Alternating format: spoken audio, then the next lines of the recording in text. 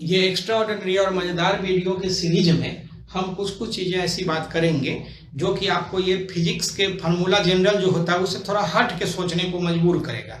और अगर इस तरीके से आप सोच सकते हो तो ये मान के चलो कि फिजिक्स बहुत ही आसान है। ठीक है, मतलब एक चीज़ पर हो, जैसे आपको बता दें इलेक्ट्रोस्टैट अगर आपको आता है अच्छे से तो इलेक्ट्रोस्टैट पर हो, ग्रेविटेशन पर हो, परमानेंट मैग्नेटिज्म पर हो, या मैग्नेटिक्स जो भी उसको बोलते हैं परमानेंट मैग्नेट पर हो, और दो वायर के बीच में जो फोर्स लगता है वन इलेक्ट्रोमैग्नेटिज्म पर हो।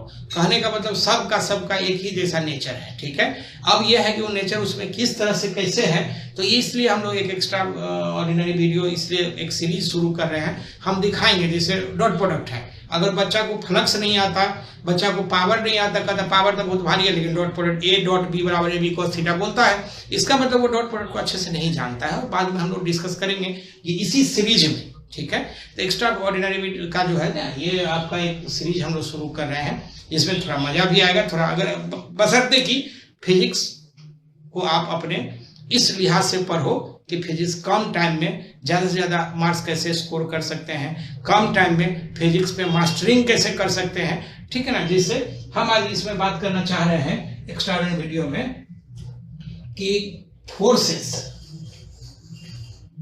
Between two fundamental quantities।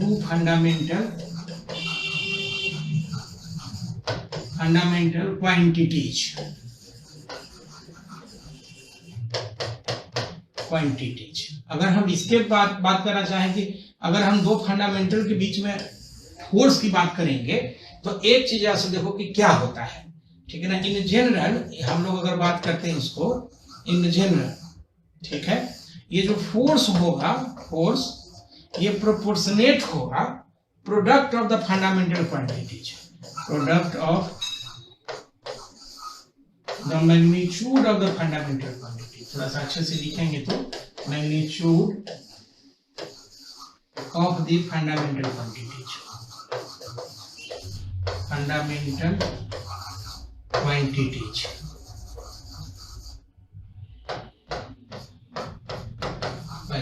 And inversely proportionate distance के स्क्वायर का होगा।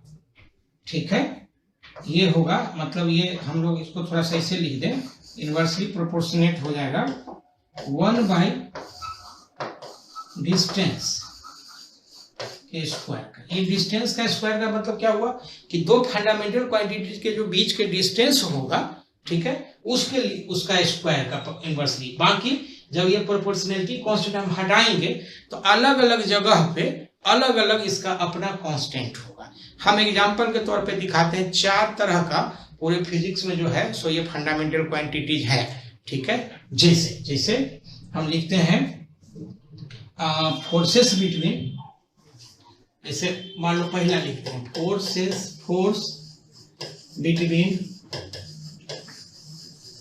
टू मासेस,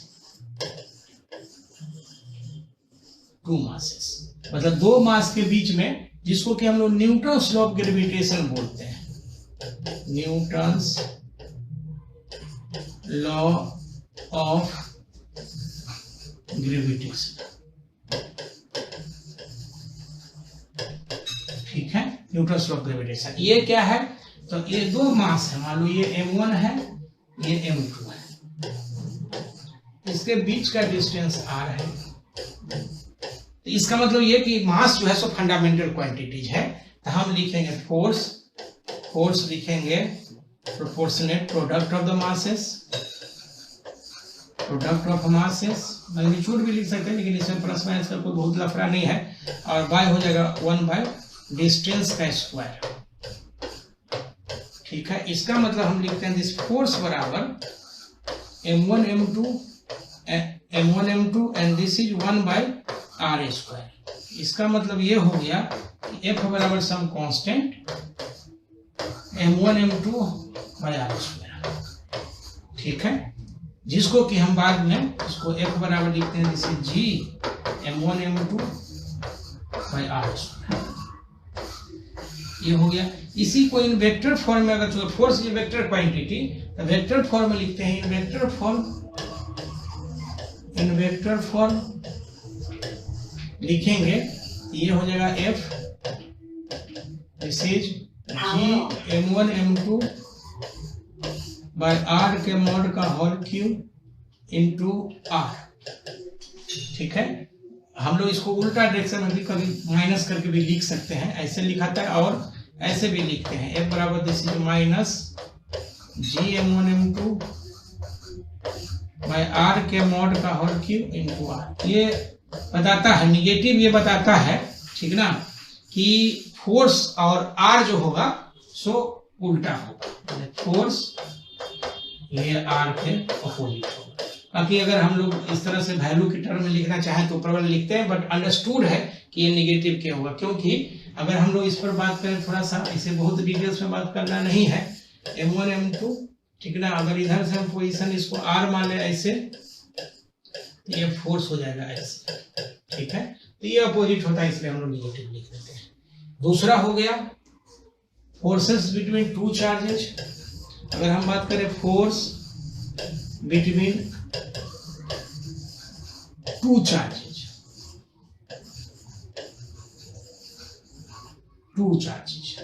इसको हम लोग कूलम्ब्स लॉ बोलते हैं।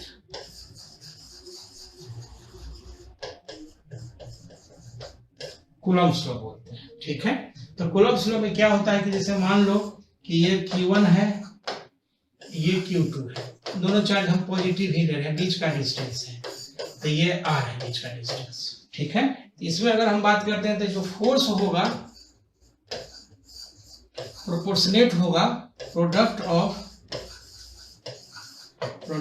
इसमें हम मैग्नीट्यूड वर्ड यूज करेंगे क्योंकि निगेटिव पॉजिटिव होता है, ये मैग्नीट्यूड ऑफ चार्जेज, और ये हो जाएगा प्रोडक्ट ऑफ 1 बाय डिस्टेंस का स्क्वायर, ठीक है। दिस इंप्लाइज कि अगर हम फोर्स लिखते हैं product of Q1 Q2, product ये प्रोपोर्शनेट हो जाएगा 1 बाय R स्क्वायर, ठीक है।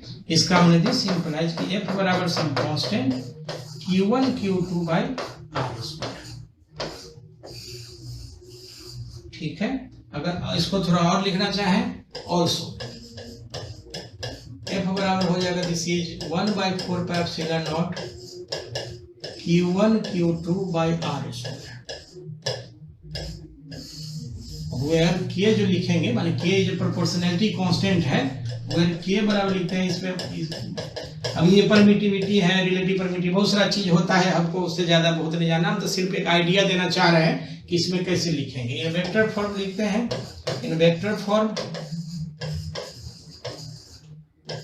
फॉर्म लिखेंगे, दिस F बराबर हो जाएगा 1 by 4 pi epsilon naught Q1 Q2 R के मॉड का होल क्यूब इंटू R, ठीक है, हम ऐसे लिख सकते हैं, ठीक है। तीसरा अगर हम लोग जानना चाहें, तीसरा फोर्स बिटवीन टू पोल्स,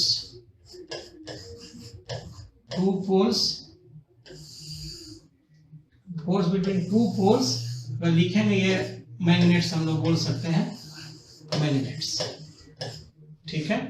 इसका मतलब ये हुआ कि अगर हम लोग यहाँ पे फिगर से दिखाना चाहें, मान लेते हैं कि ये नॉर्थ पोल है, ये साउथ पोल है, और इधर भी हम दिखा दें तो ये हो गया मान लो नॉर्थ पोल और ये साउथ पोल, ये एक दूसरे को रिपेल करेगा, ये फोर्स हो जाएगा इसमें, ठीक है। दोनों का वैल्यू बराबर होगा, इसमें कोई दिक्कत नहीं है, ठीक है ना। न्यूटन का थर्ड लॉ, एक्शन रिएक्शन बराबर हो जाएगा, क्लियर।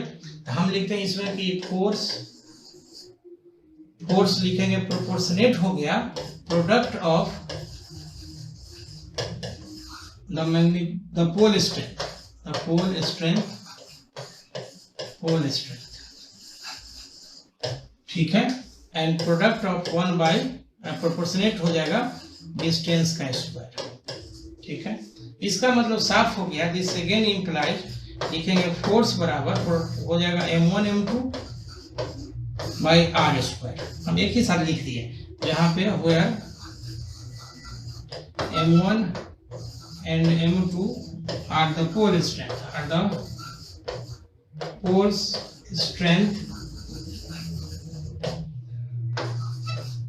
of the magnet, ठीक है, इसी को थोड़ा सा और आगे लिख देंगे, इसका ना ऑल्सो लिखेंगे F बराबर this is mu naught by 4 pi m1 m2 by R square, where ये जो होगा, ठीक है, इसमें थोड़ा सा एक लाइन लिखना चाहते हैं, हम लिख सकते हैं, जैसे ये बराबर हो जाएगा सम कांस्टेंट और ये m1 m2 by R square, जहाँ k प्रोपोर्शनलिटी कांस्टेंट है, फिर हम यहाँ से लिख देंगे वेयर k बराबर इस म्यू नॉट बटा 4 पाई। जब हम डिटेल्स में बात करेंगे तो ये mu naught mu R relative permeability कहलाता है, ठीक है। इन वेक्टर फॉर्म में हम लिखते हैं, इन वेक्टर फॉर्म तो ये F बराबर जो हो जाएगा दिस इज म्यू नॉट बटा 4 pi m1 m2 by r के मॉड का होल क्यू इनटू r, ये कुछ इस तरह से लिखे। माने हम ये समझाना चाह रहे हैं, ठीक है ना, कि दो फंडामेंटल के बीच का जो अगर फोर्स लिखते हैं तो एक चीज जरा गौर से देखो कि पहले फोर्स है, वेक्टर है, सारे फोर्स वेक्टर होंगे, तो एक फोर्स या अगर वेक्टर का हम जो एडिशन सब्सट्रैक्शन जो भी करना चाहते हैं तो फोर्स वेक्टर है तो उसी हिसाब से करेंगे। मतलब एक चीज पर हो और सारा चीज पढ़ा जाए, बड़ा इंटरेस्टिंग है यार। मैंने थोड़ा सा इसमें मतलब थोड़ा सा पेशेंस रख के, थोड़ा ये करके अगर आप करोगे, मैंने तैयारी करोगे फिजिक्स, तो हम तो कहते हैं कि फिजिक्स से आसान कुछ नहीं हो सकता, कोई सब्जेक्ट नहीं हो सकता इससे आसान, प्रोवाइडेड कि आप हमारे तरीका से पढ़ो, हम जैसे बोल रहे हैं उस तरीका से पढ़ो। चलो एनीवे, चौथा जो होता है, चौथा होगा फोर्स बिटवीन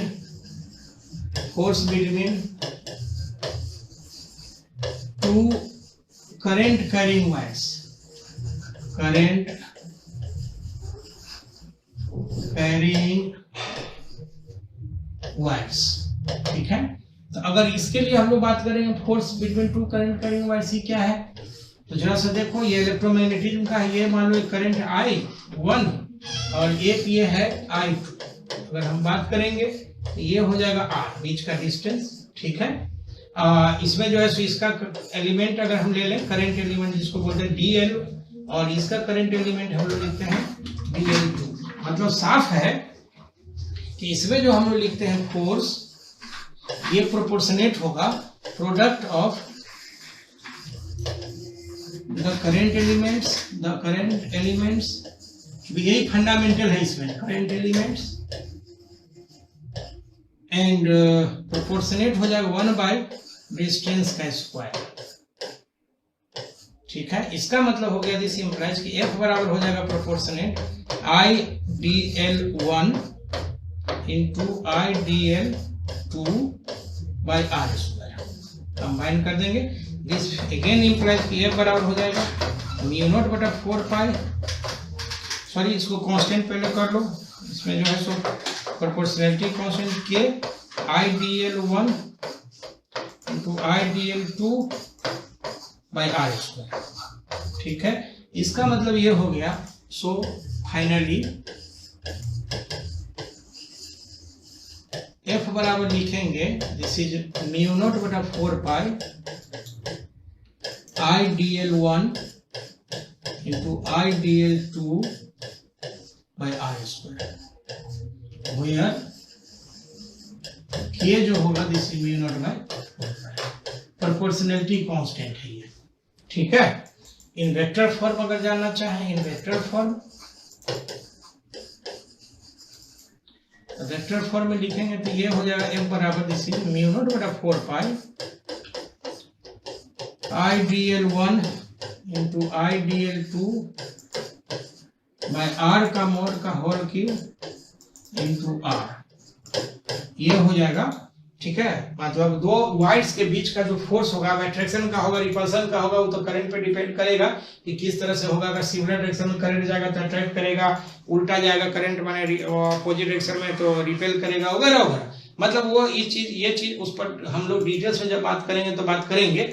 मतलब समझाना सिर्फ हम इतना कहकर समझाना सिर्फ ये चाह रहे थे, ठीक है, कि ये जो फोर्स है तो ये किसी भी दो फंडामेंटल के बीच का जो फोर्स होगा वो कुछ इस तरह से, ठीक है ना, फोर्स आएगा। कैसे कि दो फंडामेंटल के प्रोडक्ट का प्रोपोर्शनेट होगा और दोनों फंडामेंटल के बीच का जो डिस्टेंस होगा उसके स्क्वायर का इनवर्सली प्रोपोर्शनेट होगा। हम इस तरह से इसमें बात कर सकते हैं and this is all about. हम लोग एक्स्ट्रा ऑर्डिनरी करके 2-4 वीडियो 5 वीडियो जो जहां जहां लगता है कि आपको इस तरीके से सोचना चाहिए उस तरह से हम लोग कर सकते हैं। ठीक है, थैंक यू। अगले वीडियो में फिर हम लोग बात करेंगे।